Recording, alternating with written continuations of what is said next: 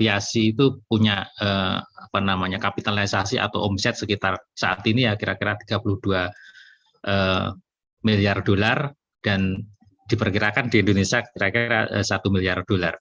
Belum lagi tadi MRO untuk utilitas yang lain, dalam hal ini untuk industri pembangkit atau power, yang mana pertumbuhan atau pembangunan pembangkit ini terus berlangsung dan bertambah. Tentunya pangsa pasar ini akan terus berkembang dan bertambah.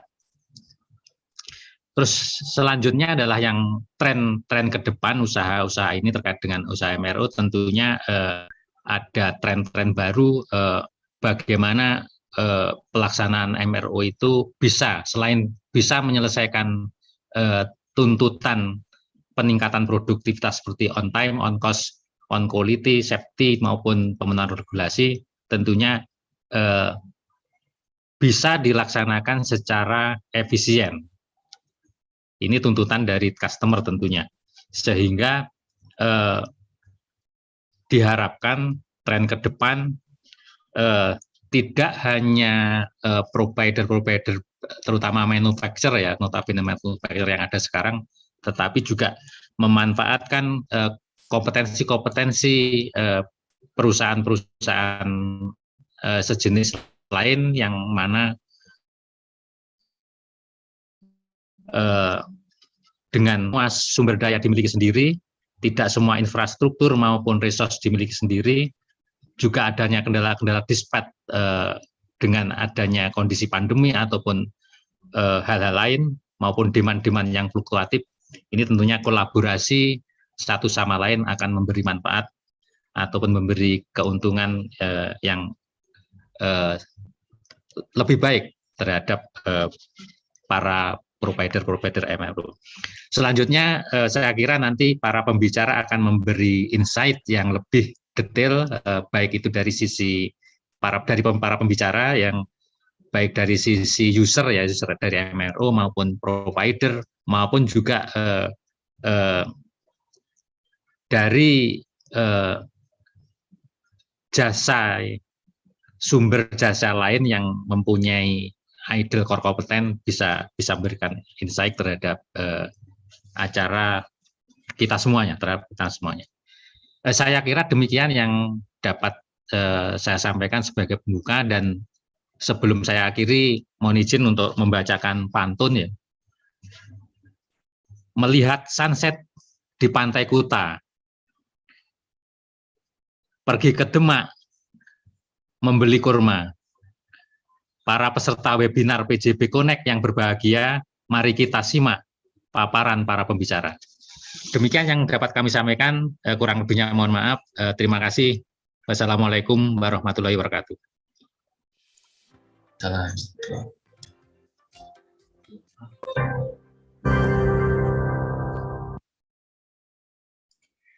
Wah, luar biasa. Terima kasih kepada Bapak Rahmanu atas sambutan dan pantun yang telah diberikan. Jadi makin semangat untuk para hadirin langsung untuk mendengar webinar kita nanti. Tapi sebelum kita mulai, agar dokumentasi webinar ini tersimpan dengan baik, mohon izin kepada para speaker serta moderator untuk bisa foto bersama terlebih dahulu. Baik, kita foto bersama terlebih dahulu.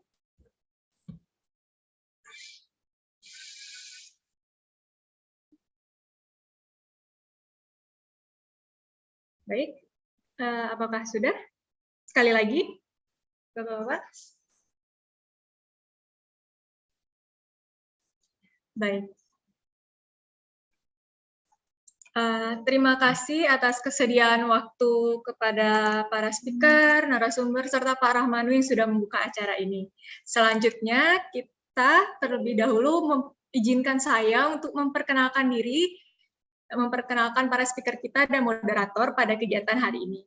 Speaker pertama kita sudah hadir Bapak Irfan Rahmat. Beliau adalah Direktur Teknik dan Operasi PT Sumber Segara Primadaya. Selamat pagi Pak Irfan, bagaimana kabar hari ini? Siap, bagus dan sehat selalu. Luar biasa, terima kasih Pak. Kemudian di speaker kedua kita sudah hadir Bapak Job Eric Everson. Beliau adalah Field Service Manager PT Sulzer Indonesia. Selamat pagi Pak Job, bagaimana kabarnya Pak? Selamat siang Bu Emma, kabar baik. Semoga yang lain juga sehat selalu. Siap, terima kasih Pak. Kemudian di speaker ketiga ada Bapak Cornelius Rajawane. Beliau adalah Vice President Power Services di PT GMF Aero Asia. Selamat siang Pak Cornelius, bagaimana kabarnya? Selamat siang Bu Emma, kabarnya baik. Terima kasih. Luar biasa.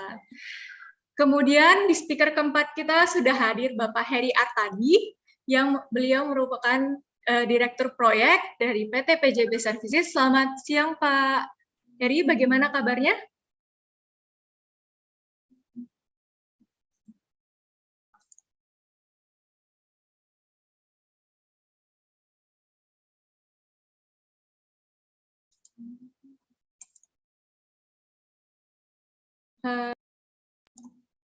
Heri Artadi, selamat siang. Bagaimana kabarnya hari ini, Pak? Selamat siang, alhamdulillah baik, Pak. Semoga sehat semua. Luar biasa. Baik, kemudian tentunya moderator kita pada kegiatan pada hari ini, saya perkenalkan Bapak Andi Setiawan. Beliau adalah Kepala Bidang Technical Support PT Pembangkitan Jawa Bali. Selamat siang Bapak Andi, bagaimana kabar hari ini Pak? Selamat siang Mbak Emma, kabar baik dan semoga semuanya baik dan sehat. Terima kasih Mbak Emma. Amin. Baik, kita langsung masuk ke sesi inti dari conference ini karena saya rasa para hadirin sudah tidak sabar untuk mendengar pembicara-pembicara kita yang luar biasa. Saya persilahkan moderator untuk memandu jalannya kegiatan. Dipersilahkan kepada Pak Andi untuk dipandu untuk kegiatan webinar hari ini. Terima kasih. Baik, terima kasih Mbak Emma. Saya terima amanah untuk memandu jalannya diskusi dalam webinar kali ini dengan topik MRO sebagai solusi terintegrasi pemeliharaan pembangkit. Kepada yang terhormat Bapak Rahmanu Indarto, serta jajaran direksi yang hadir dan juga channel leader PT PJB, para tamu undangan, dan para peserta PJB Connect 2021, saya ucapkan selamat siang, semoga dalam kondisi sehat dan baik. Dan untuk siang kali ini kita sudah hadir di tengah-tengah kita 4 bicara ya, yang terdiri dari pembangkitan dan kemudian juga dari penyedia jasa services dan juga dari grup PJB yang nanti akan menyampaikan pemaparan kepada kita semua dan sharing knowledge kepada kita semua. Izinkan saya untuk memulai sesi yang pertama. Nanti dari para pembicara kami berikan waktu masing-masing 12 menit untuk menyampaikan paparannya. Nanti dari pembicara pertama hingga pembicara keempat. Kemudian setelah pembicara keempat selesai, nanti kita lanjut dengan sesi diskusi jawab kepada audiens. Kami berikan menyampaikan, ada yang ingin bertanya langsung bisa silakan mengaktifkan icon raise hand. Ya, suara pembicara nanti akan disampaikan Bapak Irfan Rahmat selaku Direktur Teknik dan Operasi dari PT S2P Sumber Segara Primadaya. Terus kemudian yang kedua akan dilanjut oleh Bapak Job Eric Everson sebagai Field Service Manager PT Sulzer Indonesia. Pembicara ketiga adalah Bapak Cornelius Rajawane sebagai Vice President Power Services PT GMF Indonesia. Dan pembicara terakhir nanti dari Pak Heri Artadi selaku Direktur Proyek PT PJB Service. Baiklah, untuk mempersingkat waktu, untuk pembicara pertama kami persilahkan Bapak Irfan Rahmat untuk menyampaikan pemaparannya selama 12 menit ke depan. Monggo Pak Irfan, kami persilahkan.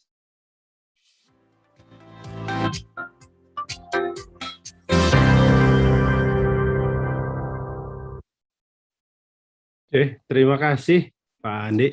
Ini sudah terlihat belum ya? Sudah Pak Irfan. Sudah ya. Baik, yang saya hormati Pak Rahmanu, rekan-rekan juga senior leader di PJB, para direksi, anak perusahaan maupun perusahaan asosiasi PJB, dan juga semua pembicara juga nih dan seluruh yang hadir di webinar ini. Baik, ini saya mungkin sedikit fokus kepada MRO di supercritical dan supercritical boiler, tapi juga hanya sedikit saja yang saya sampaikan karena intinya kami sebagai user itu memerlukan MRO ini, artinya teman-teman MRO yang jasa MRO-nya ya gitu ya. Ini profil kami adalah PLTU Cilacap, ada 2x300, ada yang 660, dan ada yang 1000. Nah, yang supercritical dan ultra supercritical itu adalah di yang 660 dan yang 1000, ini lokasinya. Kita ada di Cilacap, tepatnya di dekat sama Teluk Penyu gitu ya, dekat sama Pulau Nusa Kambangan. Nah, di sini posisinya. Oke. Ini share-nya ada PJB 49% dan swasta nasional itu SSP sebesar 51. Jadi membentuklah PT Sumber Segara Primadaya. Nah, ini awal ada pasir waktu itu, dampak tsunami, peralatan cooling water ya yang terganggu dan banyak rusak parahnya. Kemudian pantai selatan ini karena kami di selatan Pulau Jawa itu sangat korosif. Serta karena kami juga pembangkit China, kita minim sekali punya spare part atau yang asal Cina, dan juga pengetahuan kita untuk mengoperasikan dan memelihara PLTU Cina. Oh, kenapa ya?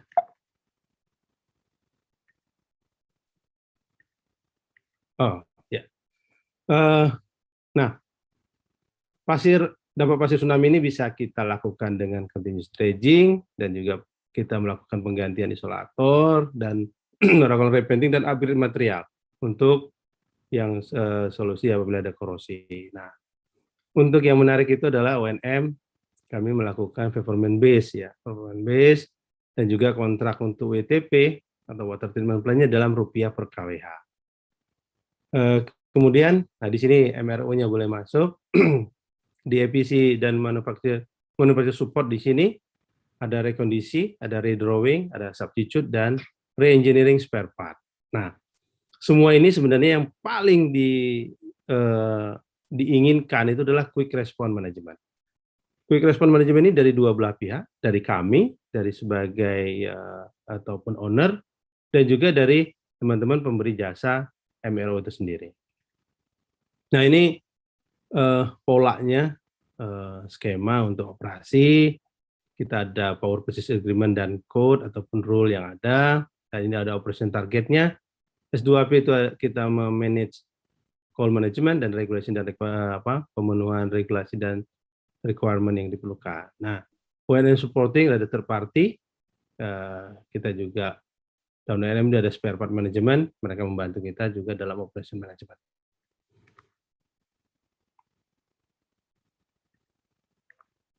Ini untuk skema overhaul. Di kita itu untuk overhaul itu ada O&M kontraktor ataupun ada overhaul kontraktor. Nah, di sini kami juga banyak dibantu oleh teman-teman PJBS ya, dan juga teman-teman yang ada di sini kecuali Garuda nih yang belum pernah nih. Nah, ini mungkin sedikit aja sekelumit kita di S2P ini pola-polanya, dan jadi ada kita minta juga supporting dari teman-teman untuk MRO ini, tidak hanya dalam kegiatan sehari-hari, tapi juga dalam hal overhaul maupun untuk prediction maintenance-nya. Ada yang menarik yang kami ambil langkah, ini mungkin bisa berbeda ya, karena ini juga tergantung dari teman-teman di lapangan ya, karena ini setiap pembangkit itu adalah unik. Kalau kita lihat ya standar overhaul di PLTU Cilacap, kami mencoba umumnya ya yang paling bawah itu, ini yang paling bawah mungkin terlihat ini. Oke, yang paling bawah ini kan siklus daripada overall itu biasanya habis first year inspection, kemudian ada kita menyebutnya mungkin minor ya, kalau di sini kami menyebutnya C, grade C gitu ya. Kemudian ada min ataupun medium ya, kemudian ada minor lagi dan grade A ataupun major overhaul. Jadi siklusnya itu hampir ke 4 atau 5 tahun lah ya di sininya. Sementara kalau pembangkit berdasarkan GB standar itu mengarahkan kepada habis first year inspection itu ada minor 2 kali, kemudian ada medium. Nah ini yang menariknya dia bergeser. Kemudian ada medium 2 kali dan overhaul. Nah saya kira memang karena kita jauh dari manufaktur, kami mencoba mengoptimalkan kita mengambil yang skema kedua ini. Jadi habis first year ada minor, kemudian min, kemudian ada minor dan ada major overhaul di tahun ke-6 atau ke-5-nya. Ini yang kami lakukan karena keterbatasan pengetahuan tadi dan kita melihat juga kondisi pembangkit kita ya. Nah ini yang perlu kita lihat, saya mungkin pernah kita juga pernah mengalami ya. Jadi di boiler khususnya kritikal, yang super kritikal indah sama ultra super kritikal, itu yang paling kita takutkan itu adalah di superheater. Nah, karena materialnya itu agak sedikit unik ya. Jadi ada yang nyebutnya itu mungkin karena dia pakai stainless ya, atau SS304, ada SUS, is oke lah ya itu namanya. Tapi juga ada yang menyebutkan sebagai Super 304H dan SS347 ataupun TP347H. Nah, fenomenanya itu terjadi kalau kita sebutnya mungkin semacam thermal corrosion ya, terjadi thermal corrosion. Nah, thermal corrosion ini terjadi justru akibat sliding temperatur sama di tube boiler itu. Nah, dia membentuk semacam ferrit oxide ya, ferrit oxide. Ini mungkin reaksi kimianya sederhana saja. Jadi di layer-layernya itu apabila temperatur ini hasil kajian saja, tapi saya pikir sangat terjadi dia apabila di atas 570 derajat, maka akan terbentuk ferrooxide-nya ini. Nah, ferrooxide ini meningkat dan apabila temperatur lebih tinggi lagi, tambah semakin cepat. Nah, kapan terjadinya ini? Nah, ini yang kadang-kadang mungkin buat teman-teman nanti kita juga minta, terutama nanti para pemberi jasa MRO nih. Ada 2 di USG ataupun supercritical ini adalah pertama sekali weldernya ya, kualitas welder sama mungkin pola dan cara weldernya supaya lebih cepat. Karena di tube yang terjadi ferrooxide ini, kalau saya tunjukkan lagi ya, dia itu, nah ini terbentuk seperti kerak gitu. Dan mudah sekali gagalnya itu nanti pada saat startup. Pada saat dia itu, jadi si ferrooxide itu terbentuk, dia akan terjadi semacam gumpalan. Nah, pada saat startup, maka coolingnya itu akan terhambat. Nah, ini ferrooxide ya, bentuk-bentuk ferrooxide. Kapan bisa kita tahu ferrooxide itu? Hanya pada saat overhaul, pada saat outage. Nah, pada saat outage makanya perlu ada alat. Sebenarnya alatnya sederhana, karena ferrooxide ini bersifatnya adalah magnetik, maka yang dilakukan adalah cukup dengan pengecekan magnetiknya saja. Sebenarnya alatnya sederhana, tapi perlu sedikit teknologi sedikit lah ya, sama pengalaman untuk memonitor berapa besar sih ferrooxide terbentuk. Nah, kemudian pada saat outage itu juga harus kita potong pipa-pipa yang menurut kita tuh ada ferrooxide-nya. Dan yang lebih penting, Nah, ini nanti kami kebetulan dibantu oleh teman-teman PJBS itu melakukan remaining life assessment pada saat OTT. Itu sangat perlu kita memonitor seluruh pipa-pipa. Nah, yang terakhir untuk solusi dari Veroxide ini adalah pola startup-nya, ya. Nah, kemudian yang mungkin perlu sedikit saya jelaskan, ini mungkin berbeda, tapi ada beberapa kadang-kadang kita itu punya strategic spare part. Kami hanya membagikan untuk strategic spare part ini ada 3, berdasarkan criticality-nya. Ada yang A, ya, kemudian ada yang B dan C. A itu apabila kita anggap pembangkit itu bisa unitnya shutdown.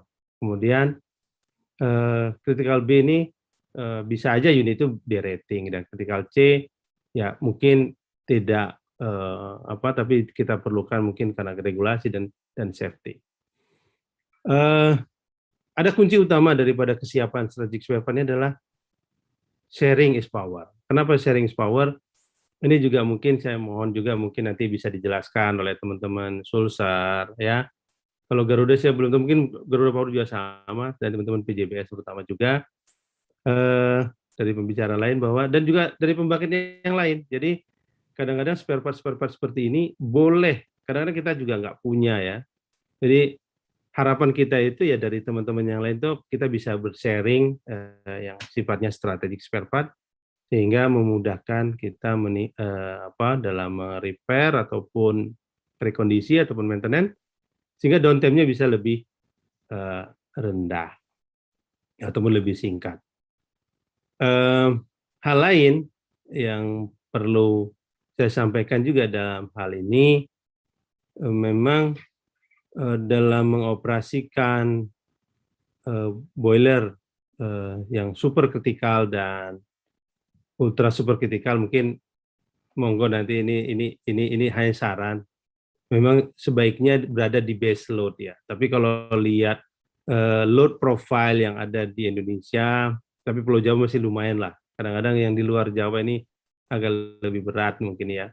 Sehingga pada saat terjadi kita perubahan beban yang begitu sering dari rendah, apalagi di minimum, ya, di minimum load ke atas terus naik.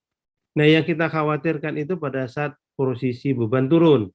Posisi beban turun sehingga ada kemungkinan terjadi sliding temperatur ke atas. Nah, ini yang menyebabkan terbentuknya ferrooxide. Nah, apabila terbentuk ferrooxide, sudah luar biasa. Kami sudah mengalaminya dan cukup lama untuk downtime-nya. Mudah-mudahan teman-teman lain jangan sampai mengalami lah, gitu ya. Itu saja mungkin Pak Andi, dari saya. Jadi intinya di USC ataupun ini kalau bisa kita perhatikan sekali, karena menggunakan TP347 tadi, ya, dia ada terjadi thermal corrosion. Itu Pak Andi, terima kasih, itu dari saya. Baik, terima kasih Pak Irfan atas pemaparannya dari sisi user yang mengharapkan untuk services dari provider MRO untuk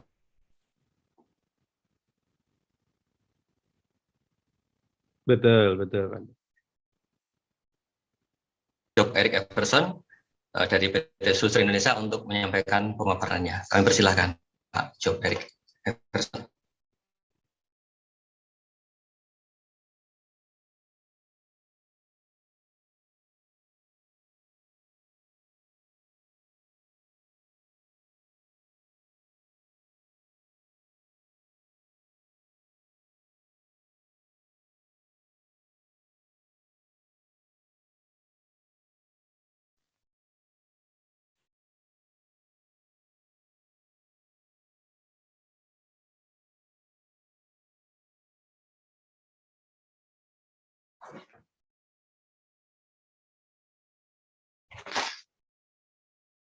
Selamat siang Bapak-Bapak yang saya hormati. Sebelumnya saya mau nanya apakah sudah terlihat di layar atau screen? Ya. Tampil Pak Job. Sudah ya, ini udah full screen ya? Belum full screen. Oh, belum.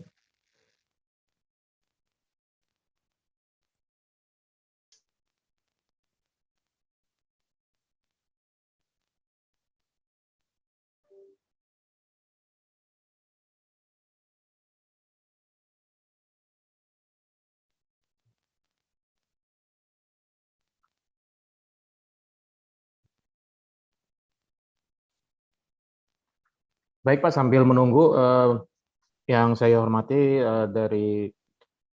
kepada Direksi Pembangkitan Jawa Bali, terus kemudian kepada pimpinan anak-anak perusahaan, pimpinan leader anak-anak perusahaan Pembangkitan Jawa Bali, dan rekan-rekan speaker sekalian, beserta para hadirin yang saya hormati, yang sudah hadir dalam webinar pada kali ini.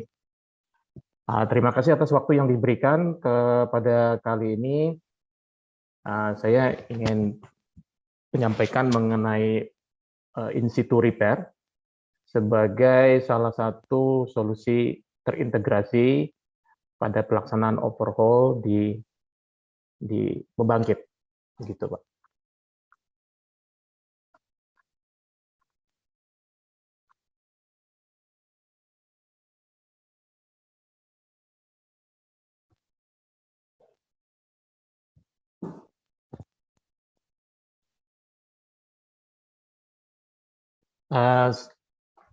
Kami sebagai salah satu, ya Sulzer Indonesia sebagai salah satu penyedia jasa atau jasa repair ya di Indonesia khususnya, dan secara luas di global, memang berkecimpung di dalam dunia rotating equipment service. Jadi fokus kepada semua komponen yang berputar, ya Pak. Seperti di dalam pembangkit, ya termasuk di dalamnya adalah turbin, generator, pompa, dan semua komponen berputar lah ya, termasuk ID10 pun juga kita bisa lakukan.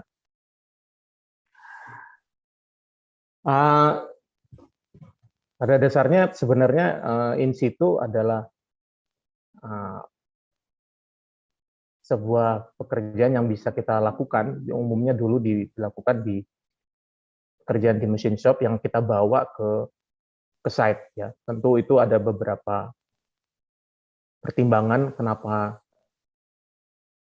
customer, umumnya ini diinisiasi dari customer atau pemilik dari pembangkit melakukan pekerjaan itu secara in situ, karena beberapa pertimbangan, misalnya seperti kondisi yang remote, yang jauh, atau misalnya contoh seperti di Indonesia, negara berbentuk kepulauan, itu juga memberikan aspek atau pertimbangan kenapa pekerjaan bisa dilakukan secara in situ. Demikian juga dari sisi downtime, karena kalau kita lihat dari sisi downtime, otomatis pekerjaan perbaikan di lapangan akan lebih cepat, karena di dalamnya komponen pengiriman komponen pengiriman part, dalam hal ini rotor ataupun diapram ataupun komponen lainnya itu tidak akan ada, karena semua pekerjaan dilakukan di tempat ya. Ini agendanya introduksi, nanti kita jelasin introduksi, advantage, dan studi kasus Pak ya. Pada dasarnya kami seperti yang tadi disampaikan, kita memang berawal dari demand dari customer. Dulu awalnya Sulzer hadir di Indonesia memang lebih di industri petrochemical, kemudian berkembang ada jasa di industri utilitas ya. Dimana kalau bicara dari size, ukuran-ukuran dari rotating equipment-nya itu jauh lebih besar dibandingkan kayak industri petrochemical atau industri kilang seperti kayak di Pertamina. Nah, ini saya kalau boleh ingat dulu, awalnya biasanya kita ingat bahwa kami mulai mengidentifikasi adanya industri in situ itu karena dari industri geothermal, Pak, di mana rata-rata industri pembangkit geothermal itu ada di pegunungan, dan salah satu tantangannya adalah membawa turun benda yang akan di-repair ke turun gunung seperti itu ya, dan itu di situ tantangan transportasinya yang cukup rumit karena medannya dan sebagainya, sehingga lahirlah dari customer bagaimana jika pekerjaan itu dilakukan di site begitu. Jadi ini perlu kita garis bawahi bahwa repair yang dimaksud di sini adalah repair yang bersifat major ya. Kalau repair seperti misalnya perbaikan kecil atau pengelasan yang minor itu mungkin itu sudah kita tidak bahas dalam lingkup in situ repair. Jadi misinya sama, hampir seperti tadi mungkin disampaikan di depan sama Pak Ramon, pada dasarnya misi ini adalah untuk pekerjaan itu bisa dilakukan tepat waktu, ya, dengan tadi mengeliminasi risiko atau tambahan waktu shutdown dan biaya yang diasosiasikan dengan logistik atau transportasi. Kualitas ini juga tentu menjadi tantangan bahwa meskipun kita melakukan pekerjaan di lapangan, kualitasnya tidak boleh kurang dibandingkan sama seperti pekerjaan di workshop. Jadi harus memiliki kualitas yang sama. Dan tentu aspek safety itu tidak bisa dilupakan bahwa dimanapun kita bekerja, safety adalah prioritas utama dalam pekerjaan kita. Seperti yang tadi disampaikan, keuntungan dari pekerjaan in situ adalah tentu time and cost saving. Ini mungkin dari sisi dari owner bahwa ada waktu yang bisa di-saving daripada pekerjaan yang dilakukan in situ, dan tentu juga imbasnya adalah biaya.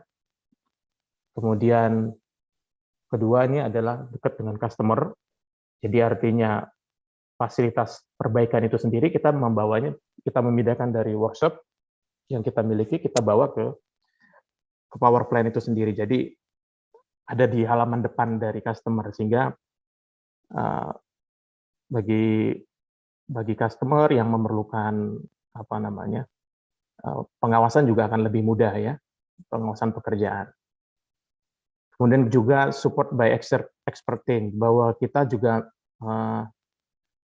kami memiliki beberapa tenaga-tenaga ahli yang sudah terampil dalam pekerjaan-pekerjaan seperti ini, yang awalnya kita lakukan di workshop dan kita sekarang lakukan di site.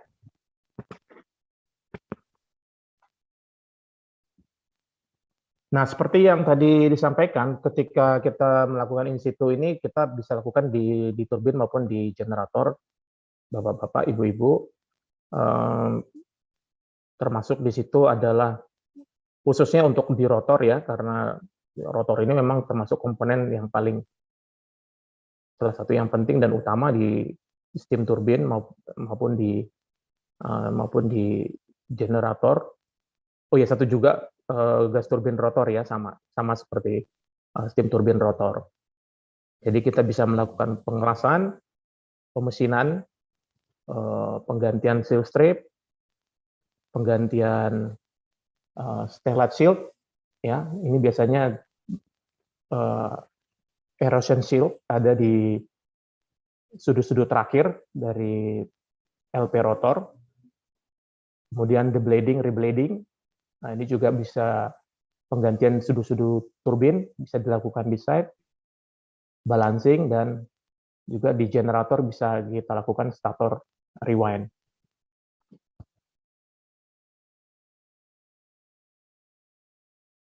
Studi kasus, ini ada beberapa proyek yang memang sudah pernah kami lakukan. Bisa dilihat kita pernah melakukan pekerjaan di PLN Ulu-Belu, unit 1 dan 2 geothermal, di mana di sana dilakukan pekerjaan penggantian erosion shield di sudut terakhir, dan proses balancing.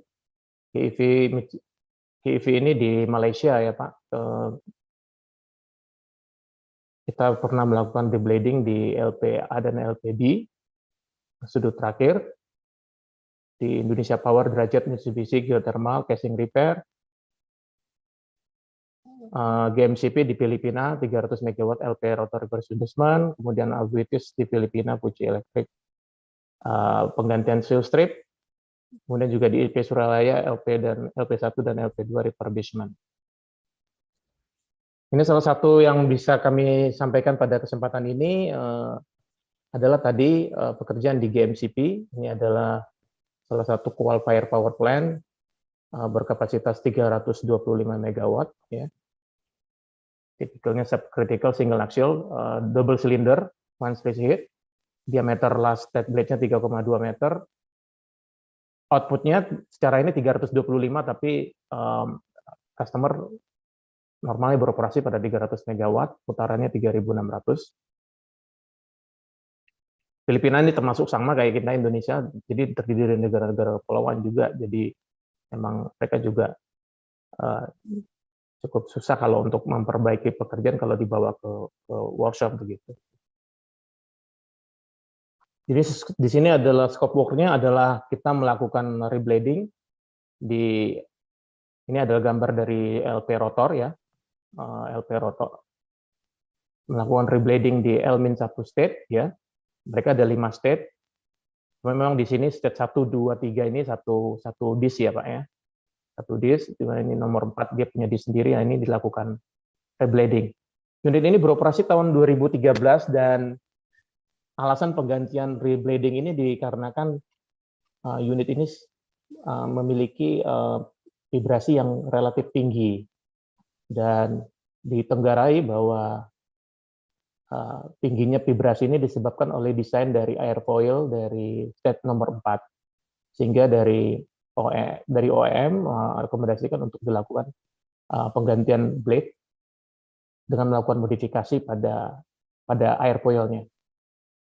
Kemudian unit ini memang karena sudah mengalami vibrasi tinggi dari overhaul terdahulu itu ditemukan bahwa di area jurnalnya mengalami rubbing yang cukup signifikan sehingga diputuskan untuk dilakukan undersize di kedua jurnalnya dan dilakukan burnishing pada area sensor vibrasi yang lokasinya dekat di area jurnal. Dan nanti semua aktivitas ini ditutup dengan balancing pada putaran rendah, low speed balancing sebagai final step-nya, aktivitasnya.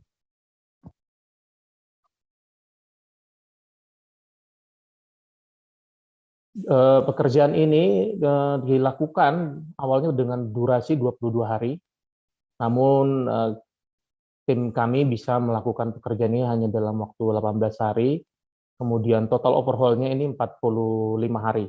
Ya. Jadi kita bisa achieve dari target dan lebih cepat dari yang direncanakan, ya berkat dengan tim yang melakukan persiapan dengan baik dan matang dan juga dengan tentunya berkat dukungan dari customer. Seperti yang Bapak lihat di sebelah sini. Percepat, Pak Erik, waktu 1 menit. Baik Pak, baik. Ya ini kondisi yang dari ininya, jurnalnya yang cukup parah. Ini di undersize sekitar 2 mili. Ini adalah gambar deblading, proses deblading. Ini pemeriksaan entity sebelum pemasangan blade yang baru. Ya. Install new blade. Kemudian melakukan proses undersize. Kita bawa mesin bubut dari Indonesia ke Filipina. Kita bawa dan melakukan pekerjaan di loading bay di power plant-nya. Kemudian dilakukan proses slow speed balancing sebagai final step. Jadi begitu, itu yang bisa dapat kami sampaikan kepada Bapak-Bapak dan Ibu hadirin sekalian. Semoga dengan informasi ini bisa dapat memberikan pencerahan buat kita semua. Dan kami berharap kami bisa menjadi bagian dari tim yang bisa mensupport power plant yang ada di tempat Bapak dan Ibu-Ibu sekalian. Sekian, terima kasih. Terima kasih Pak Erik yang sudah menyampaikan pemaparan dari sisi provider jasa MRO. Nanti bisa kita perdalam lagi Pak dalam diskusi dan tanya jawab karena memang waktunya cukup singkat. Untuk selanjutnya kami persilahkan kepada Bapak Cornelis Rajawane, VP Power Services PT JMF Aero Asia untuk menyampaikan pemaparan dari JMF. Terima kasih. Persilakan. Terima kasih Pak Andi. Selamat siang. Assalamualaikum warahmatullahi wabarakatuh. Salam sejahtera untuk kita semua. Om Swastiastu, Namo Buddhaya, salam kebajikan. Yang saya hormati Pak Rahmanu, jajaran Direksi Pinjam Bangkit Jawa Bali, Direksi Anak Perusahaan, rekan-rekan moderator dan pembicara, Bapak Ibu senior manajemen, serta hadirin yang saya hormati. Minta izin untuk menyampaikan materi tentang MRO terintegrasi. Mohon saya tampilkan. Yang kami angkat adalah rangkai pemelihara aset pembangkit. Ini merupakan kontribusi ide untuk ajang PJB Connect yang menjadi tema utamanya adalah MRO sebagai solusi terintegrasi. Ada kata-kata solusi, terintegrasi, dan pemeliharaan pembangkit dalam konteks pengelolaan workshop. Selanjutnya, saya cepat aja, ini saya nggak akan bahas. Reliability itu andal itu adalah dapat dipercaya, memberikan hasil yang sama pada ujian atau percobaan yang berulang. Kalau bahasa di Oxford-nya, reliability itu quality of being trustworthy or of performing consistently well. Rawat atau perawatan itu pelihara, urus, jaga. Artinya proses cara pembuatan, merawat, pemeliharaan, penyelenggaraan, pembelaan. Kalau bahasa Inggris, maintenance itu adalah proses maintaining or preserving someone or something, or the state of being maintained. Data adalah keterangan yang benar dan nyata. Data juga berarti fakta dan statistik collected together for references or analysis. Proses adalah runtutan perubahan peristiwa di perkembangan sesuatu, rangkaian tindakan, pembuatan atau pengolahan menghasilkan produk. Proses yang dalam bahasa Inggris adalah a series of actions or steps taken in order to achieve a particular end. Mohon izin untuk menyampaikan beberapa definisi untuk memberikan enlightenment untuk apa yang kita bisa dapatkan dari solusi terintegrasi yang saya sampaikan berikut ini. Silakan Mas Adit. Setiap pilihan proses pasti akan menentukan biaya ataupun bisnis yang akan kita buat ya. Selalu quality, cost, delivery. Quality bahkan mungkin barangkali berkembang juga ke safety dan environment. Ini selalu tiga besar yang boleh dibilang menjadi tema sentral daripada semua proses-proses perawatan. Nah, selanjutnya, enter.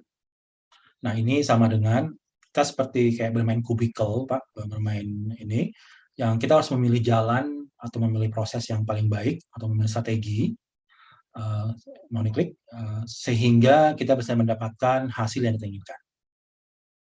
Klik sekali lagi. Banyak sekali cara, terdapat banyak strategi atau cara yang dapat dilakukan untuk mencapai target atau standar yang diharapkan. Pilihan bisnis proses tersebut menentukan kinerja biaya. Jadi ini yang menjadi highlight kami adalah kinerja biaya, pilihan proses, dan output yang diharapkan. Lanjut. Kita mulai dari data. Semua pengelolaan perawatan itu pasti berangkat dari data. Hampir pasti nggak ada MRO yang nggak ada datanya. Sebelah kiri adalah gambar daripada turbin, sebelah kanan adalah gambar daripada generator. Semua aset, semua barang dari yang paling besar selevel generator maupun paling kecil level mungkin baut, biasanya mempunyai 4 faktor yang kita kumpulkan datanya. Satu, data waktu, apakah TAT, cycle, interval, effective date, calendar date, due date, dan semuanya. Dan yang kedua adalah cost, apakah itu warranty, insurance, modification cost, monthly rental, repair invoice, dan seterusnya. Dan yang pasti yang ketiga, identifikasi ya, serial number, part number, manufacturer dari mana, modul SN, engine serial number, piece part, dan semua informasi-informasi yang melekat. Kemudian failure itu bisa event, bisa failure mode, status kondisi engine, life limited part, work scope, job card. Kenapa kita sampaikan ini? Tidak ada pengelolaan pemeliharaan yang baik kalau datanya tidak terkelola dengan baik. Ini sangat dasar. Data ini yang direkam dalam sistem perawatan menjadi bahan untuk proses reliability. Yang dibutuhkan adalah kualitas data 3C, correct, current, dan complete. Ini yang ini. Dan rasanya dari pengalaman kami, hampir semua MRO itu struggle dengan data. Ada banyak sekali isu tentang data. Nah, saya nggak akan bahas tentang sistem data, tapi barangkali kalau kita klik di yang berikutnya, saya coba ambil dari website. Bisa diklik yang berikutnya, Mas.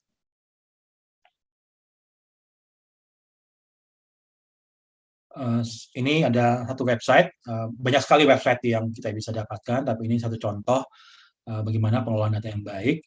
Apa biasanya what are the common data entry errors, disebutkan di sini. Kemudian some known methods of fixing data entry tadi.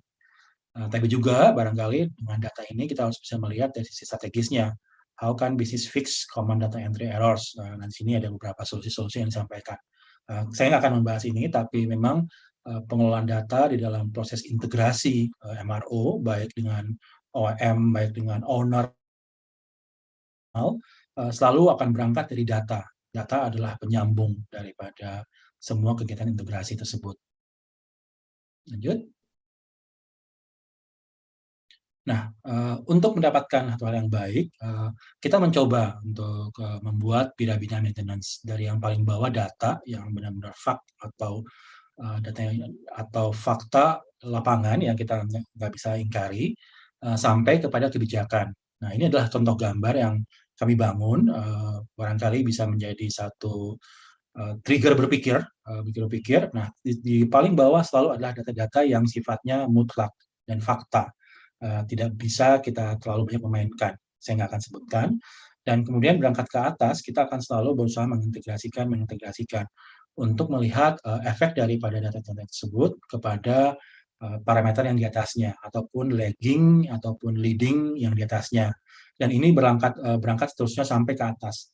Dan sampai ke atas adalah kita akan berbicara mengenai equipment maintenance policies. Saya mau apa dengan perawatan ini? Saya mau apa dengan aset saya? Saya mau umurnya panjang, saya mau biayanya ekonomis, saya mau selalu ramah lingkungan, saya mau selalu bisa cepat recover.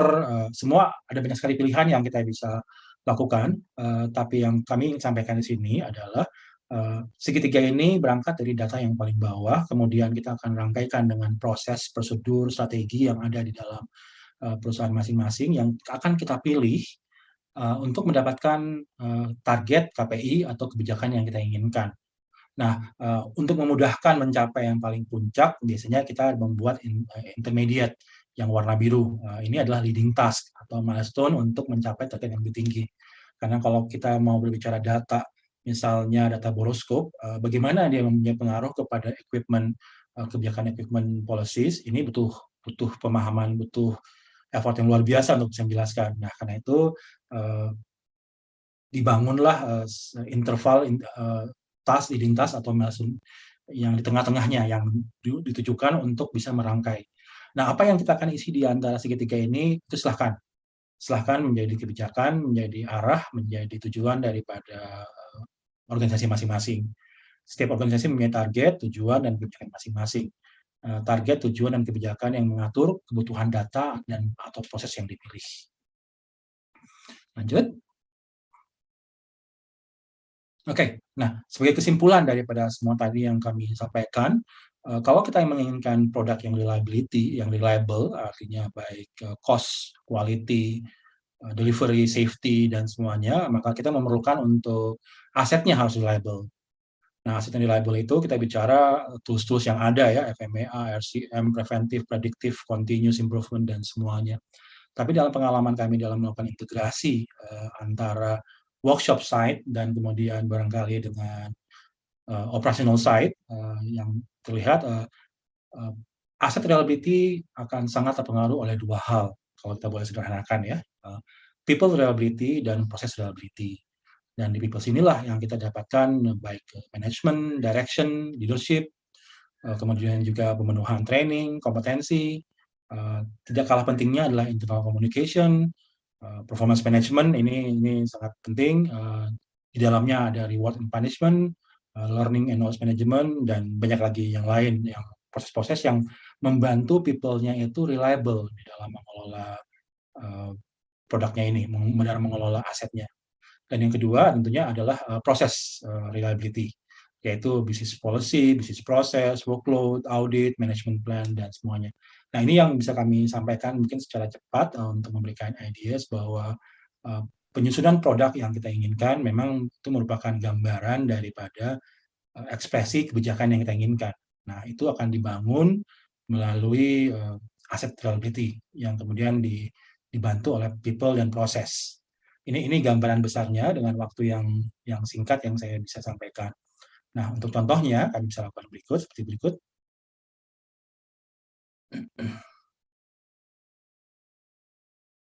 Implementasinya bisa dilakukan dengan membuat proses atau prosedur satu tema, satu area tertentu, misalnya removal planning phase. Apa saja sih yang saya perlu lihat untuk melihat removal planning phase? Ini kami coba ambil dari tipe pesawat CFM56, tipe engine di pesawat. Nah, ini gambaran bahwa kita melakukan proses yang lebih detail prosedur ini, yang nantinya itu semua prosedur ini memberikan kontribusi kepada segitiga tadi, kepada pilihan kebijakan, pilihan strategi yang diharapkan. Ini adalah contoh yang kita bisa lakukan untuk mendetailkan, untuk membuat satu proses perawatan yang terintegrasi. Lanjut. Oke, nah contoh implementasinya ini saya ambil dari pesawat. Kita mempunyai issues, mempunyai rektifikasi, mempunyai root cause, kemudian kita punya gambar-gambar, kita mempunyai inspeksi yang harus dilakukan, standar-standar maintenance yang harus dilakukan, kita mempunyai data input, kita melakukan segregasi, kita melakukan proses statistical analysis seperti misalnya Weibull atau yang lain. Kemudian kita juga mencoba melihat masalah cost dan juga coba melihat masalah modifikasi ataupun perbaikan-perbaikan dilakukan.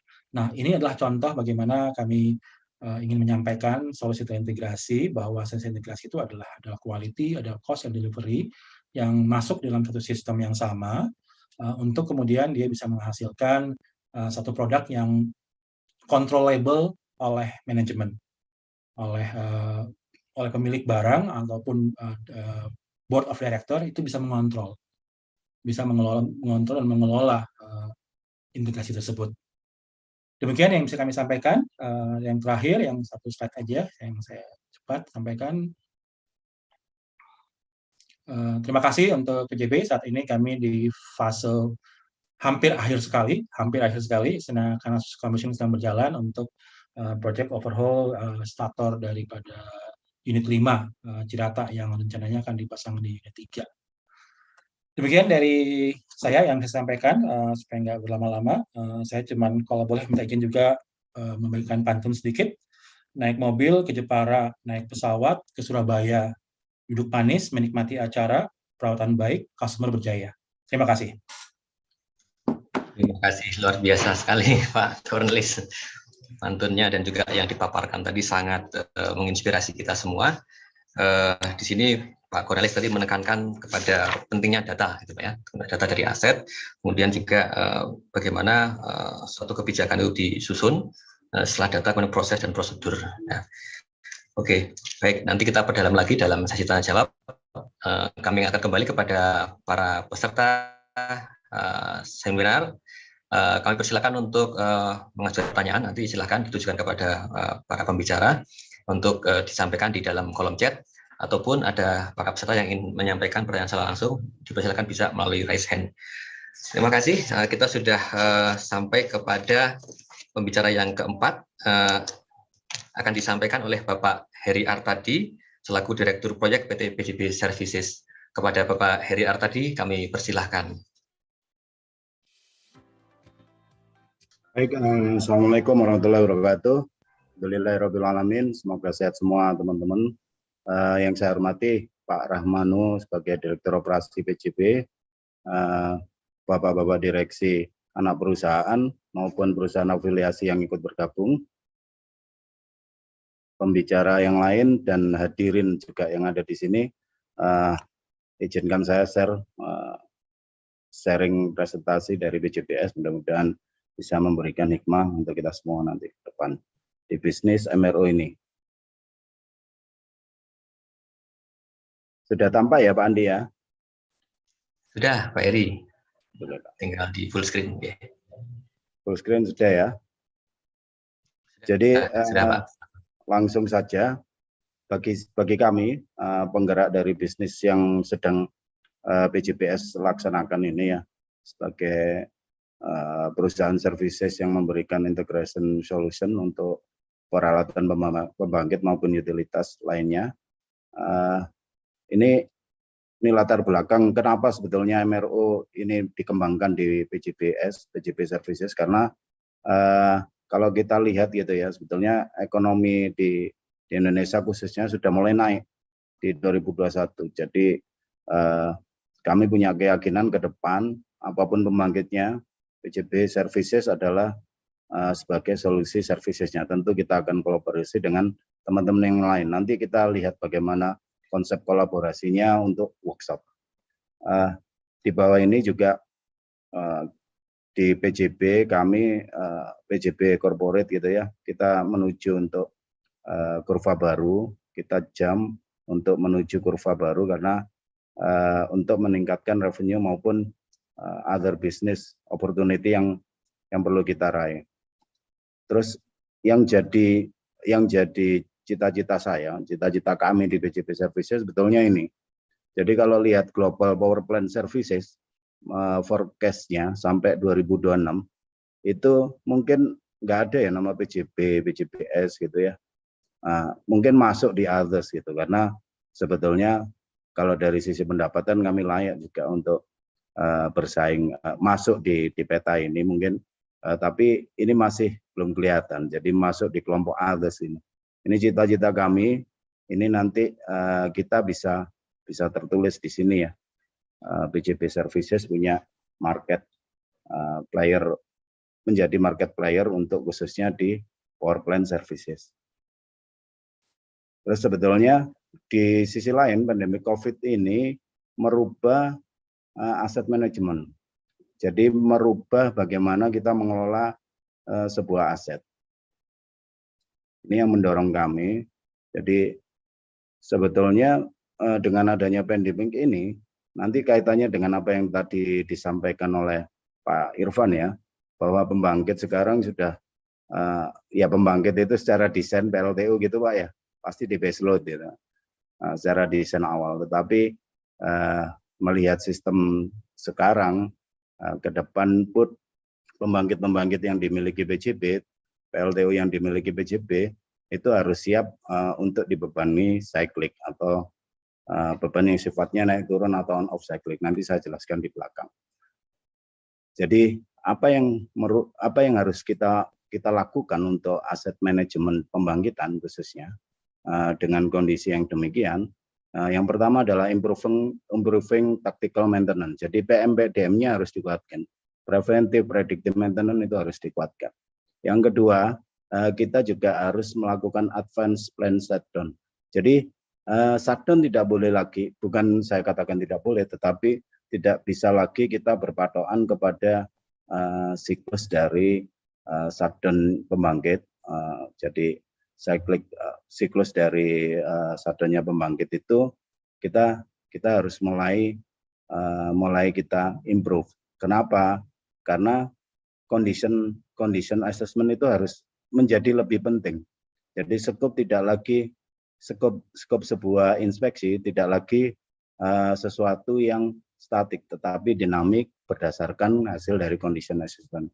Maka advance plan shutdown ini apa saja yang bisa dilakukan? Jadi risk based inspection, repair on site maupun extended interval. Jadi tadi repair on site juga sudah, repair on situ juga sudah disampaikan oleh teman Pak Erik dari Sulser gitu ya. Dan juga jangan lupa kita perlu untuk extended interval. Ini kaitannya nanti dengan pola cycling yang akan kita hadapi mulai tahun depan sebetulnya kalau di pembangkitannya ya yang dimiliki oleh PJB kalau melihat rencana operasi tahunan ya ke depan. Terus yang kedua, kita harus maximizing resource utilization. Jadi ya yang kita miliki, tool-tool yang kita miliki dan skill ini harus terus kita kuatkan.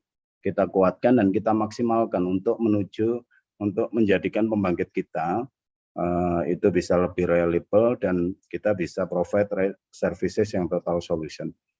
Terus yang keempat, specify budget cutting. Nah, ini tentu juga harapan customer. Jadi customer pasti pengennya kan best price, jadi optimization. Kalau tadi beberapa contoh dicontohkan teman-teman mesin bubet aja dari Filipina gitu, dari Indonesia ya Pak ya. Nah itu sebetulnya ya ada improvement yang kita bisa lakukan supaya customer itu dapat yang optimized cost maupun best price cost, tentu tidak mengurangi kualitas gitu ya. Terus yang kelima, advanced supply chain management. Jadi penting kita untuk right spare part just in time.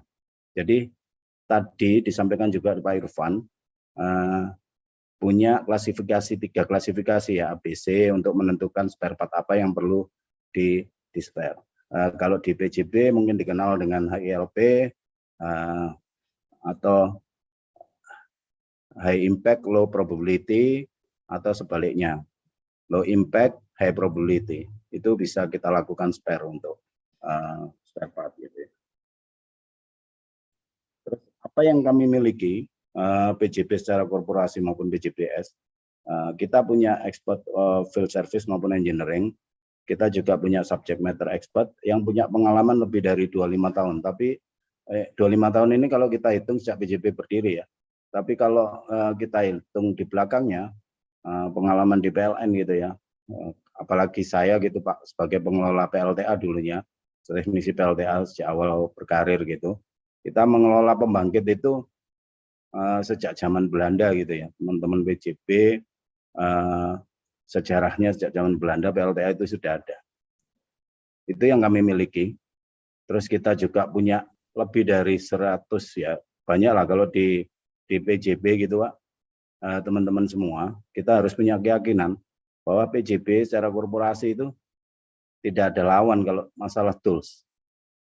Jadi kalau masalah tools, yang kita miliki, kalau bicara tentang satu tool saja yang saya sebutkan misalnya tentang vibration analysis tool gitu, kita paling banyak di Indonesia dibanding penyedia services lainnya.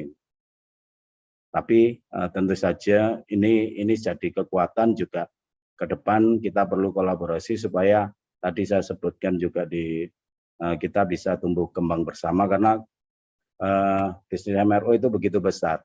Bisnis MRO itu begitu besar, kita harus kolaborasi. Workshop, kita punya 34 workshop di seluruh unit yang dikelola tersebar di seluruh Indonesia. Kami bisa memanfaatkan workshop itu. PJBS punya kesempatan untuk memanfaatkan semua workshop yang ada di situ sehingga bisa provide services yang lebih dekat dengan customer. Dan knowledge, kita punya kekuatan di know-how untuk overhaul, inspection, assessment, repair maupun fire protection. Kita punya kekuatan itu. Ini yang kami hadirkan di PJBS. Jadi Power Excellence, kita berharap kita adalah pilihan partner untuk keandalan, khususnya dalam services. Jadi sedikit kenapa di judul itu ada Hospital Power Plan, karena kami berharap kita itu PJBS itu ibarat rumah sakit besar, punya pengalaman spesialis, punya expert, juga dilengkapi dengan peralatan tools yang paling advance. Jadi PJBS itu siap melakukan diagnosis hingga penyembuhan dari berbagai penyakit pembangkit agar pembangkit itu kembali menjadi sehat, efisien, andal. Dan juga di Power Excellence ini Bapak-bapak semua nanti customer kita beri kesempatan untuk bisa masuk secara online gitu ya, berdiskusi dengan kami, melakukan pembicaraan terkait dengan permasalahan-permasalahan atau pain yang dihadapi oleh customer, sehingga kita bisa berikan solusi yang tepat. Apa saja yang ada di Power Excellence? Jadi bisnis PJBS itu mulai operation and maintenance, ada MRO, maintenance, repair maupun overhaul, balance of plant, kita punya engineering services, clean energy, sampai other services. Ini bisa nanti di-share ke teman-teman. Cuman sebetulnya PJB itu punya workshop yang banyak, tetapi kompetensi di repair mungkin baru di akhir-akhir ini kita coba untuk melengkapi MRO ini dengan menggenapi R-nya atau repair-nya dengan miliki workshop. Tetapi konsep ke depan maintenance ini tampilan di Power Excellence, jadi teman-teman customer maupun siapa saja di BJB Group, perusahaan afiliasi pun bisa mengakses kami, jadi bisa melalui register, pilih layanan, order layanan. Kami akan berusaha untuk secepat mungkin, jadi customer care kami adalah 24 jam, teman-teman kami di Niaga akan support, bisa memberikan informasi yang tepat, mulai dari nanti PIN yang disampaikan oleh customer ini kita jawab dengan expert nanti yang bisa melakukan konsultasi, juga memberikan rekomendasi sampai jika diperlukan repair dan seterusnya atau project itu ya, ini kita bisa siapkan sampai mulai tools dan resource maupun materialnya. Ini yang ada di Power Excellence. Nah, ini yang kami sebutkan tadi di awal sebetulnya diskusi dengan teman-teman sebelum mulai ya, saya membuka diskusi. Ini yang kami coba siapkan. Jadi ke depan itu menurut saya MRO atau workshop itu saya nggak perlu punya. BJBS itu nggak perlu punya, tetapi kami punya kesempatan untuk mengelola workshop-workshop yang ada di seluruh unitnya BJB. Jadi kalau ada services gitu, kami bisa memanfaatkan seluruh workshop yang ada di BJB. Ini yang di atas ini workshop BJB. Dan ini sedang kita siapkan, moga-moga ini jadi dasar untuk Gojek tapi di sisi workshop gitu ya. Jadi iWorkshop, nanti di iWorkshop ini customer itu akan memberikan input ya untuk permasalahannya, terus output dari iWorkshop ini, price, dedicated workshop, percentage sama start finish scheduling dan seterusnya. Dia nanti akan searching sendiri secara ini workshop mana yang bisa sesuai dengan kebutuhan dari customer. Terus di external workshop juga kalau misalnya di internal kita tidak ada, kita bisa kolaborasi dengan teman-teman yang ada di external workshop. Jadi mudah-mudahan ini segera terwujud. Ini bentuk kolaborasi kita semua untuk membangun Indonesia maupun bisnis MRO ini biar kita tadi di dunia itu kita bisa bersama-sama juga menegakkan merah putih ya. Jadi ada nama-nama kita juga di sana. Kalau tadi kan di pie chart itu tidak ada nama-nama Indonesia itu di sana, masuk di Altus. Nah, ini mudah-mudahan nanti virtual workshop ini bisa kita linkkan dengan Power Excellence, PLN Mobile maupun BJB Super App. Di sisi lain Pak Irfan sebagai customer kami juga yang kami sangat perhatikan untuk keandalan dari services yang ada di sana. Kita juga akan mengembangkan mobile workshop solution. Dari mobile 2022 insya Allah jangan kaget mungkin nanti Pak Irfan kami workshopnya ada buka, tapi Siap. Buka bisa jalan ini Pak Irfan ya, bisa jalan kemana-mana. Dari Pak Irfan gitu bisa jalan ke pembangkit yang lain. Jadi ini sifatnya mobile, tujuannya untuk mendekati lokasi customer dan percepatan proses eksekusi. Apa saja yang ada di dalam situ, mulai jasa inspeksi, repair valve, termasuk sebetulnya ada machining di sini, ada machining kecil Pak sifatnya. Terus juga ada kelengkapan welding. Nah ini yang saya sebutkan tadi. Jadi ke depan sebetulnya kalau di EPRI itu disebutkan is a art Pak, is a art of power plant for high reliability on cycling operation. Jadi ke depan itu saya melihat ini PR-nya dari Pak Miftah sebetulnya Pak. Jadi waktu saya masih sebagai kepala bidang technical support mungkin sudah disambut Pak Andi ini, sudah siap dengan asesmen yang akan menjawab dua beban ke depan. Jadi dua beban ke depan itu load cycle. Jadi load cycle itu pasti unitnya biasanya nanti akan mengalami load reduction, low load operation, and reload lagi.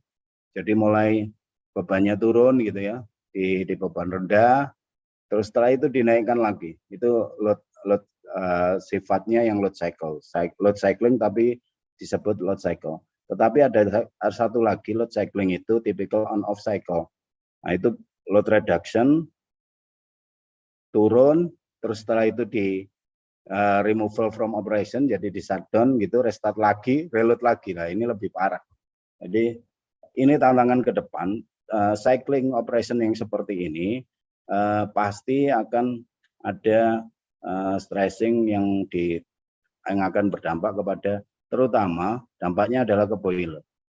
Jadi kalau turbin dan generator kita mungkin secara ini lebih reliable ya dibanding boiler. Jadi kalau secara desain gitu, safety factor dari boiler itu yang paling rendah dari main equipment, dari turbin maupun boiler, dari turbin dan generator. Jadi boiler itu yang paling rendah. Begitu mengalami cycling operation, maka kekuatannya adalah di condition assessment program. Nah, itu yang kami bisa provide. Ini yang kami maksud dengan hospital power plant. Jadi kita anggap power plant itu seperti manusia. Seperti manusia, DCS itu adalah otaknya, boiler itu adalah paru-parunya gitu ya, atau lambung dan makanannya. Turbin itu juga, ini bagian kita analogikan pembangkit ini sebagai bagian-bagian dari tubuh manusia. Dan ini yang kami miliki untuk expert kami, mulai dari senior engineer performance and efficiency sampai engineer untuk call management. Dan terbaru sebetulnya kita sudah siap untuk engineer EBT. Engineer EBT perlu kami informasikan ke teman-teman yang ada di sini. PJBS sedang membangun hybrid untuk PLTMG ya. PV kita hybridkan dengan PLTMG di Bawean dan baterai. Mudah-mudahan di akhir November ini kita bisa selesai. Ini yang saya bicarakan tadi. Jadi kalau pembangkit itu equipment-nya banyak, kami punya peralatan masing-masing untuk mengidentifikasi, melakukan condition assessment maupun remaining life assessment untuk seluruh peralatan yang ada di pembangkit ini.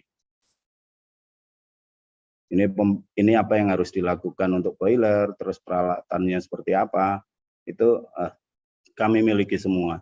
Jadi kalau boleh saya katakan ya itu tadi, kalau bagi ya Pak bekerja di pembangkit itu, karena dengan bekerja di pembangkit, saya ngerti mesinnya pesawat, aeroderivatif kan tinggal sebetulnya antara pembangkit dengan aeroderivatif itu kan tinggal kebalikannya saja.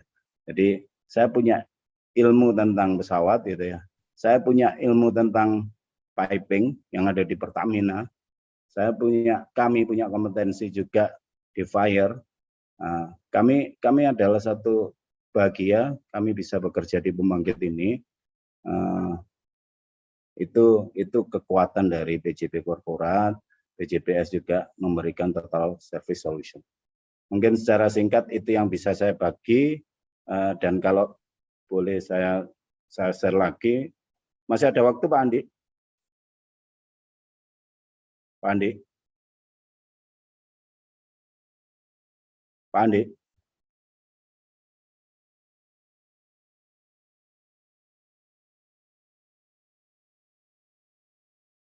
Pak Andi? Cukup ya? Waktunya sudah cukup atau gimana Pak Andi? Oke, nanti saya serahkan kembali ke Pak Andi Setiawan sebagai moderator. Mungkin kita akan gali lebih lanjut di pertanyaan-pertanyaan. Makasih.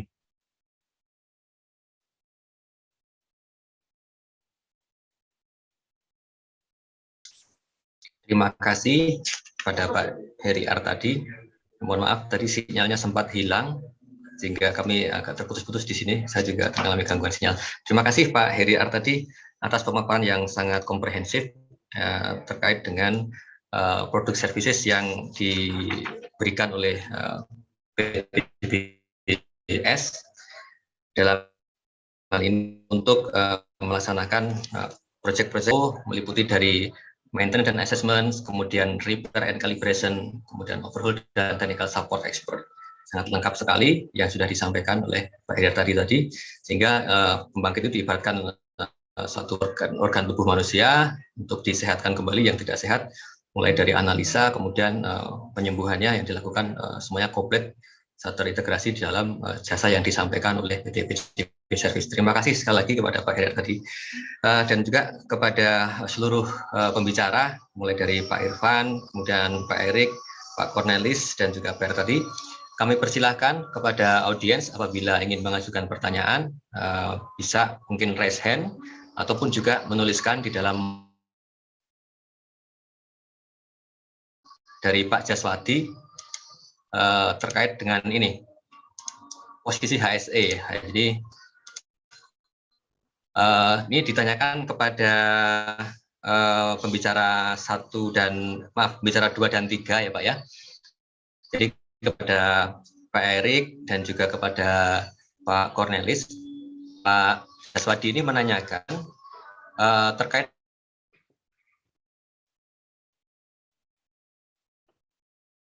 dengan Bapak itu pada fase perencanaan, eksekusi dan evaluasi itu diposisikan di mana untuk tim HSE ini? Mungkin bisa mulai dijawab dari Pak Erik. Kami persilahkan Pak Erik. Baik Pak, terima kasih atas pertanyaannya Pak Jas. Ya, terima Pak kasih Erik. Pak. Ya, terima kasih atas pertanyaannya dari Pak Jaswadi. Saya dulu ya Pak. Sulzer menganggap ke safety adalah hal yang tidak bisa bagian terintegrasi ya, tidak bisa dilepaskan dari operasi kami, baik itu di workshop maupun di lapangan field service. Dan kami diikat dengan aturan dan regulasi, juga dari korporat kami sangat menekankan sekali soal keselamatan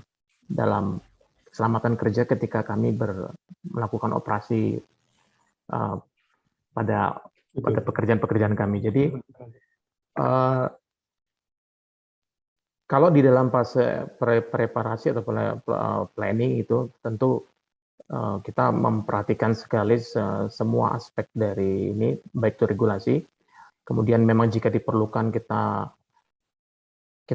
begini, kami mengidentifikasi itu tentu juga kalau kami sebagai service provider, customer itu ada yang beberapa tingkatan gitu ya, ada yang punya concern tinggi soal safety, ada yang bisa dibilang mungkin nggak punya concern tinggi, tapi kita selalu ini kan bahwa ketika Sulzer melakukan operasi, standar safety Sulzer ada yang akan diterapkan, sehingga ketika misalnya ada beberapa contoh kasus, misalnya kalau kayak di Sulzer Pak, operasi itu kami tidak bisa melakukan merokok misalnya seperti itu ya.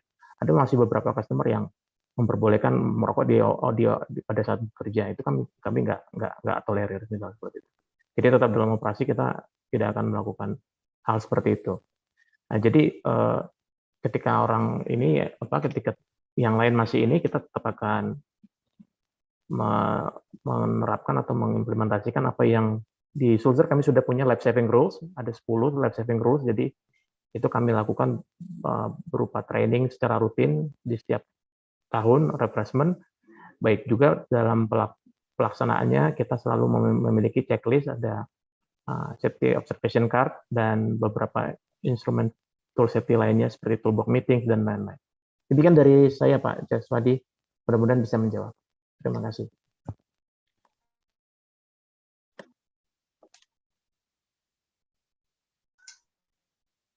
Baik, terima kasih. Tadi sudah dijawab secara jelas oleh Pak Erik dari Sulzer. Kemudian untuk dari Pak Cornelis, barangkali ada tambahan Pak, kami persilahkan. Pertanyaan ini ditujukan untuk PT Sulzer dan PT JMF Pak, kami persilahkan untuk Pak Cornelis. Terima kasih. Kelihatannya Pak Erik sudah menjawab semua nih Pak, jadi saya mungkin cuma menambahkan aja beberapa hal. Kami di GMF jelas kalau untuk HSE, K3 ataupun safety, apa yang menjadi persyaratan daripada customer itu wajib kami penuhi, kami laksanakan sesuai dengan customer requirement. Tapi juga kami belajar banyak Pak, jadi kualitas itu selalu memberikan kita, dia adalah guru yang terbaik. Jadi ketika mengalami masalah-masalah yang karena kualitas itu kita belajar banyak sekali Pak. Nah ini yang biasanya kami masukkan di dalam perencanaan maupun di dalam evaluasi. Daripada satu project, sehingga apa yang harus kita highlight, pengalaman kemarin apa, ini yang kami sampaikan juga, bahwa walaupun ada banyak hal yang kita nggak bisa atur, tapi HSE, safety, quality itu harus embedded kepada kami Pak. Mungkin saya menambahkan satu kalimat terakhir aja. If one thinks safety is expensive, try accident. Demikian Pak. Makasih Pak Andi. Baik, terima kasih dari Pak Cornelis ya. Tadi disampaikan bahwa nomor 1 adalah safety ya. Jadi tadi ada time, quality, safety ya. Yang disampaikan tadi di awal tadi dari Sulzer juga menyampaikan misinya adalah time, quality, dan safety. Kemudian dari JMF juga menyampaikan ada quality, kemudian cost, delivery, dan juga dikedepankan karena ini juga terkait juga dengan regulasi-regulasi yang harus diterapkan di dalam perusahaan. Baik, terima kasih Pak Job Eric Everson dan Pak Cornelis Rajawani sudah menjawab pertanyaan dari rekan kami, dari Pak Jaswadi. Kemudian ini ada pertanyaan berikutnya kami sampaikan, ini dari Bapak Mujiono.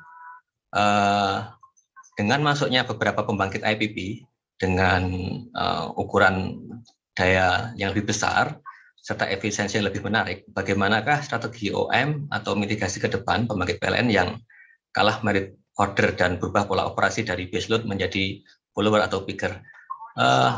Pertanyaan ini mungkin disampaikan kepada PJB atau pembangkit ya Pak, karena ini mungkin tidak terkait dengan MRO ya. Jadi mungkin ini bisa kita lewati dulu untuk pertanyaan selanjutnya. Untuk nanti kita jawab di belakang. Kemudian untuk ini dari Pak Rofian Karmadi menanyakan kepada Pak Irfan ya di S2P untuk mengatasi permasalahan timbulnya kerak di cup LTSH di pembangkit manufaktur Cina pada supercritical dan ultra supercritical, apa yang sudah dilakukan? Adakah rencana penggantian material cup dengan Inconel 740? Mungkin yang ini bisa dijawab dulu Pak dari Pak Irfan, mungkin terkait dengan pertanyaan dari Pak Rofian terkait dengan adanya kerak yang timbul di area superheater dan LTSH Pak. Terima kasih Pak Irfan, mungkin bisa di. Terima kasih Pak Andi. Jadi terima kasih Pak Rofian Ahmadi. Jadi kalau di kita yang sudah kita lakukan tuh pertama tadi pada saat kita ada outage kita lakukan inspeksi, kita menggunakan semacam apa ya alat, dia ada pakai teknologi dengan magnet tadi ya. Nanti dari situ bisa dilihat berapa banyak yang timbul itu. Nah di sisi lain ada yang menarik juga dari SC dan USC boiler ini. Kalau di subcritical boiler, biasanya kita menghindari oksigen gitu ya, ataupun kita selalu melakukan absorpsi oksigen. Nah, justru di SC dan USC ini justru kita injek oksigen di sebelum economizer-nya. Nah, hal ini memperlambat proses terjadinya ferrooxide itu. Nah, memang utamanya ya pasti sebenarnya harus kita hindari adalah sliding temperatur tadi. Saat ini memang kami ada namanya TP itu material ya, tapi kalau kita ke Inconel 740 kita belum ada ke arah sana. Yang sudah kita persiapkan itu adalah kami menggunakan material yang lebih bahasanya itu dia tetap TP347H, tapi dia masuknya ke super sebenarnya. Dia ada upgrade dari manufacturer. Sebenarnya gini, sebenarnya pilihan itu ada dua ya. Kita mengupgrade materialnya atau kita menseleksi pabrikannya. Nah, untuk saat ini memang kami belum melakukan penggantian karena masih baru pembangkitnya, tapi memang itu sudah dalam program sambil juga melihat teknologi ke depan.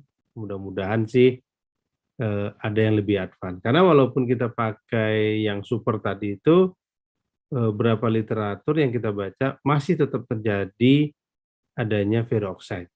Gitu, Pak Pak Rofian Karmadi. Next kita juga pelajari lah yang material Inconel 740. Tapi kita belum ke arah sana. Gitu Pak Andi. Terima kasih Pak Irfan atas tanggapan dan juga jawaban kepada Pak Rofian Karmadi. Kemudian terkait yang tadi Pak ya, yang ditanyakan oleh Pak Mujiono, mungkin nanti bisa kita tambahkan juga. Jadi terkait dengan pembangkit yang saat ini merit ordernya kalah ya, dengan pembangkit-pembangkit baru yang lebih besar dayanya dan juga lebih efisien, di antaranya yang sudah dilakukan adalah melakukan ini Pak, green booster EBT ya, di antara adalah co-firing. Karena dengan dikonversi atau adanya co-firing dari pembangkit-pembangkit yang existing yang sudah ada ini, maka ini juga menjadi pertimbangan dari regulasi juga, supaya itu juga menjadi prioritas untuk tetap dibangkitkan. Gitu. Mungkin nanti juga bisa ditambahkan dari rekan-rekan lain untuk menjawab pertanyaan dari Pak Mujiono. Okay? Baik. Kemudian ini juga ada pertanyaan satu lagi juga dari GMF ya, dari Pak Siva. Ini menanyakan kepada Pak Irfan lagi, Pak. Bagaimana detail mekanisme kerjasama dengan PJBS yang sudah tadi disampaikan, skemanya, terutama pada posisi untuk area part dan repair ya, sehingga ini juga dari GMF ini sepertinya melihat peluang untuk saling bekerjasama gitu ya, antara GMF, PJBS dan juga S2B dalam melaksanakan pekerjaan-pekerjaan repair part. Nah mungkin ini bisa dijawab Pak Irfan. Ini juga seperti yang tadi diawali oleh Pak Heriar tadi, memang dengan adanya forum diskusi ini kita akan mencoba peluang-peluang baru untuk saling bekerjasama, karena memang untuk bisnis MRO ini sangat luas dan tidak mungkin untuk bisa dihandle sendiri, sehingga kita perlu untuk berkolaborasi.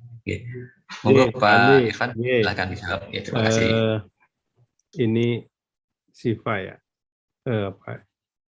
Intinya begini, tadi di slide saya itu ada saya sampaikan bahwa sharing is power ya.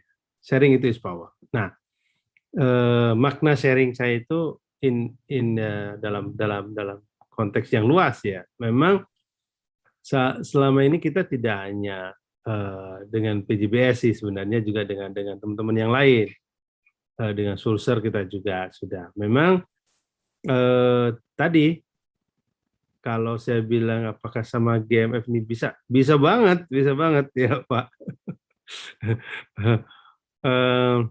Karena ada hal-hal ini uniknya kami di pembangkit China, karena kami memang lebih awal, kami melakukan, kalau tadi lihat juga di presentasi saya itu ada namanya semacam re-engineering lah, redrawing kita bilang ya. Kami kebetulan di Cilacap itu ada workshop kecil, apalagi kalau sekelasnya GMF nih Pak, ya, workshop kecil yang ada di Cilacap, kita buat gambar ulang, kita minta mereka melakukan machining, kalau dia nggak mampu, bahkan kita datangin, kita ada expert yang kita ke sana untuk melakukan pembuatan part-part tertentu. Nah, kalau GMF ini sangat welcome kita ya, tapi karena memang lebih enak lewat PJBS lebih asik kali ya Pak Har tadi ya, karena barengan. Saya kira itu intinya, sharing is power lah saya kira ya, dan itu memang tidak bisa dalam hal kondisi seperti ini, bahkan kami memang harus berkolaborasi. Kolaborasi itu bottom line-nya satu, saya pikir teman-teman juga Pak ya Sulser ya, GMF maupun yang lain ya, termasuk Pak tadi ya, adalah quick response management-nya. Jadi yang kita perlukan itu adalah quick response management. Sometimes dari pembangkit ini dia perlu cepat sekali ya si kliknya itu. Just pick up the phone gitu ya, telepon, Pak kita ini nih. Nah respon-respon seperti itu yang mungkin yang kita harapkan. Jadi quick response management sangat kita perlukan. Itu saja dari saya Pak Andi. Terima kasih Pak Irfan. Ini Pak Heri tadi akan mencoba menanggapi juga Pak, karena tadi juga disebut di situ ada PJBS. Monggo Pak Heri tadi, kami silakan. Baik, makasih. Dan juga nanti antar speaker bisa saling bertanya nih Pak. Monggo, silakan Pak. Ya, Pak Irfan, terima kasih atas ininya ya, kepercayaannya selama ini. Jadi memang betul Pak Irfan sebutkan tadi. Jadi sebetulnya sharing salah satu dari sharing is power ya. Jadi sharing is power plus quick response. Jadi kami pun Pak di PJBS sekarang customer itu seringkali juga langsung ke direksi Pak. Customer bukan lagi ke teman-teman niaga, langsung ke direksi. Seperti ya 24 jam Pak. Jadi kita everybody is marketer juga. Everybody is marketer. Dan kita siap sharing dengan siapapun itu tadi yang disampaikan oleh Pak Irfan. Karena di sekitar pembangkit yang ada di S2P itu disebutkan Pak Irfan tadi, ada yang sudah terbiasa melakukan re-engineering bersama Pak Irfan. Nah itu juga kami sharing dengan mereka pekerjaan-pekerjaan itu, sehingga teman-teman di customer kita S2P khususnya dapat cost yang paling optimize gitu kan. Mungkin itu yang bisa saya tambahkan ya Pak Irfan. Makasih Pak. Nanti kita tambahin GMF juga ikut. GMF kita gabung juga Pak. Oke, ya. Terima kasih Pak Heri. Dengan tadi yang dipaparkan Pak Heri Pak ya, terkait dengan services MRO di PJB Service yang sangat komplit ya Pak ya. Mulai dari yang pertama tadi terkait dengan ini ya, bisnisnya di OM, kemudian MRO, BOP, Engineering Service, Clean Energy, dan service yang lain. Ini kita harapkan juga dari Sulzer dan juga dari GMS juga bisa bekerjasama bersama dengan PJBS. Nah, mungkin dari speaker yang lain dari GMF, dari Sulzer, mungkin ada pertanyaan kepada speaker dari PJB Group. Kami persilakan kepada Pak Cornelis dan juga kepada Pak Erik. Kami persilakan Pak Erik. Pak Cornelis, barangkali ada pertanyaan. Oke. Terima kasih Pak, saya mungkin ingin bertanya kepada Pak Heri. Tadi menarik bahwa statementnya PJBS sebaiknya tidak mempunyai terlalu banyak workshop ya, kurang lebih gitu ya kalimatnya Pak ya. Tapi yang diharapkan adalah aksesnya ya, akses ke semua workshop PJBS. Barangkali yang kami ingin tanyakan, bagaimana Bapak mengelola ataupun mengontrol quality standarnya dengan pola seperti itu. Itu aja barangkali Pak. Terima kasih. Baik, terima kasih Pak Cornelis. Jadi tentu workshop-workshop yang ada di PJB korporasi Pak, itu di bawahnya Pak Andi Pak sebetulnya sekarang. Di bawahnya Pak Andi yang ada di technical support.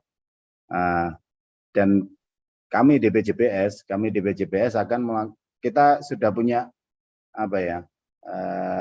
Kita sudah punya agreement dengan PJB bahwa kami bisa menggunakan workshop itu Pak. Bahwa kami bisa menggunakan workshop itu. Sedangkan untuk terkait dengan jadi di project, baik project itu maintenance, repair maupun overhaul, tagar kami itu safety, beyond quality, and cost leadership Pak. Jadi safety itu nomor 1, beyond quality itu kami siapkan quality planning-nya, quality metric-nya, sama baseline quality-nya, BQ-nya juga kami siapkan untuk setiap pekerjaan baik di maintenance, repair maupun overhaul. Dan itu ada di kita kelola melalui web-based project management information system kita itu sudah ada di PJBS. Itu yang menjadi kami kuat di quality, tentunya kami bisa menjamin mengassure quality yang diharapkan oleh customer. Itu mungkin Pak penjelasan saya. Terima kasih Pak.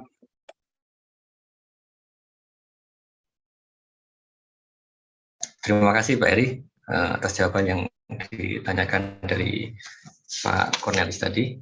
Ya, kemudian ini ada pertanyaan satu yang mungkin agak di luar topik ya. Jadi terkait dengan bagaimana tanggapan PJB mengenai PLTS di Indonesia. Ya, jadi mungkin kita bisa kami sampaikan terkait dengan PLTS. Ini PJB juga ikut berperan di dalamnya.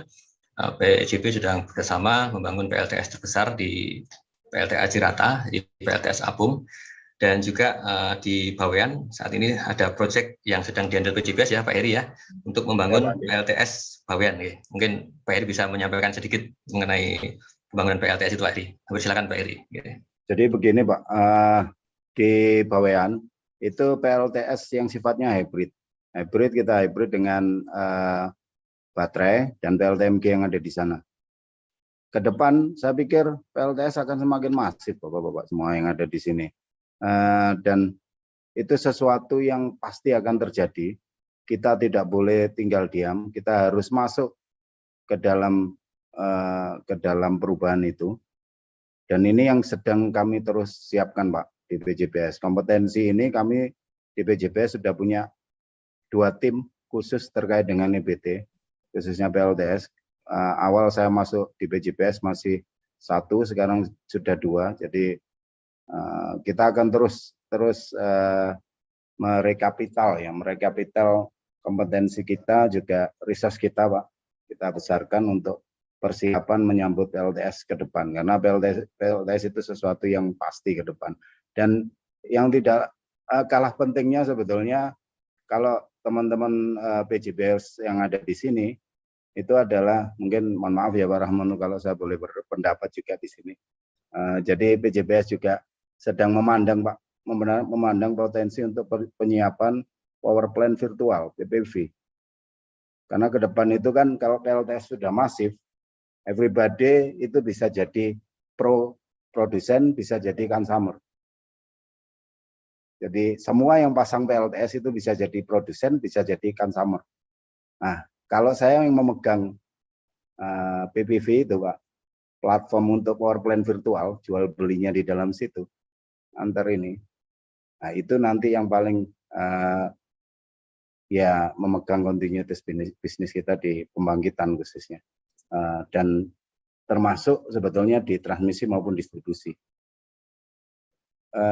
Kedua, alhamdulillah mungkin BUMN sudah disiapkan untuk fokus, juga ada BUMN yang didirikan untuk baterai khusus, untuk pengembangan baterai, dan PLN punya bagian di situ.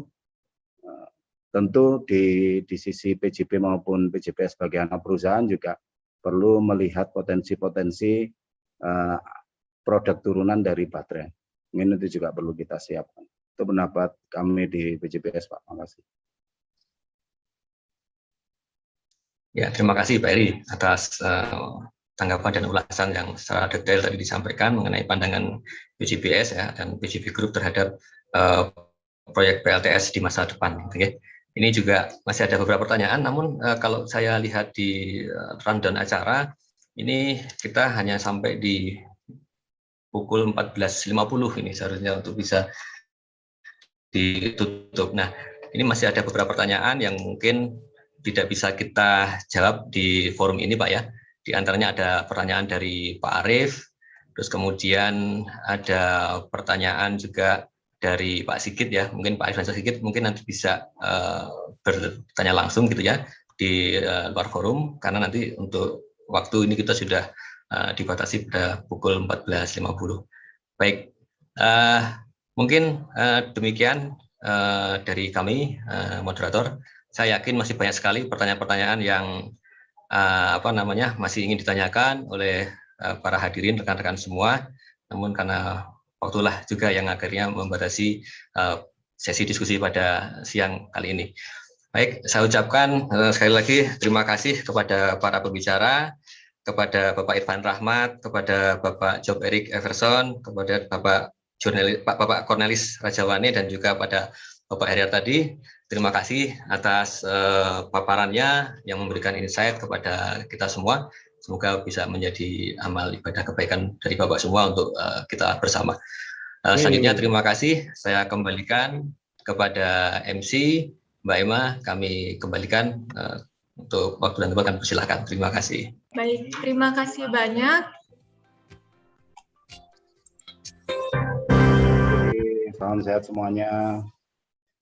Baik, terima kasih banyak Pak Andi Setiawan dan para speaker, Pak Heri tadi, Pak Cornelis Rajawani, Pak Cornelis, kemudian Bapak Irfan Rahmat, serta Pak Job Eric Everson. Wah, luar biasa tadi pemaparan materinya.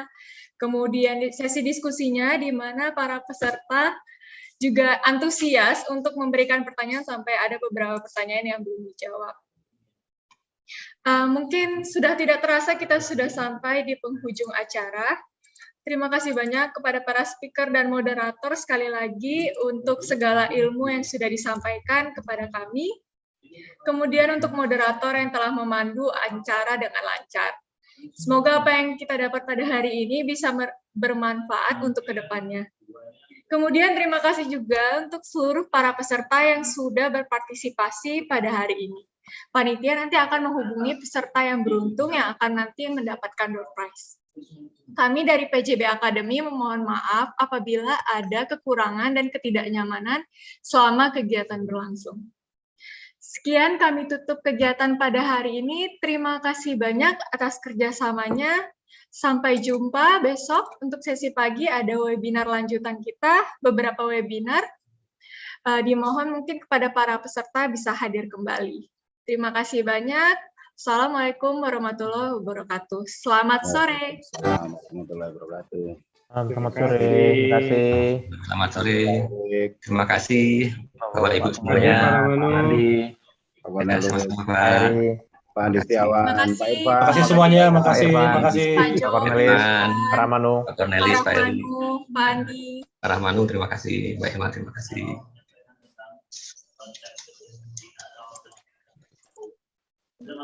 Assalamualaikum warahmatullahi wabarakatuh. Izin live, Bapak-Bapak. Izin live, Bapak-Bapak. Izin live. Terima kasih, Pak. Ya. Pak Erik, terima kasih. Pak Cornelis, ya, terima kasih semuanya.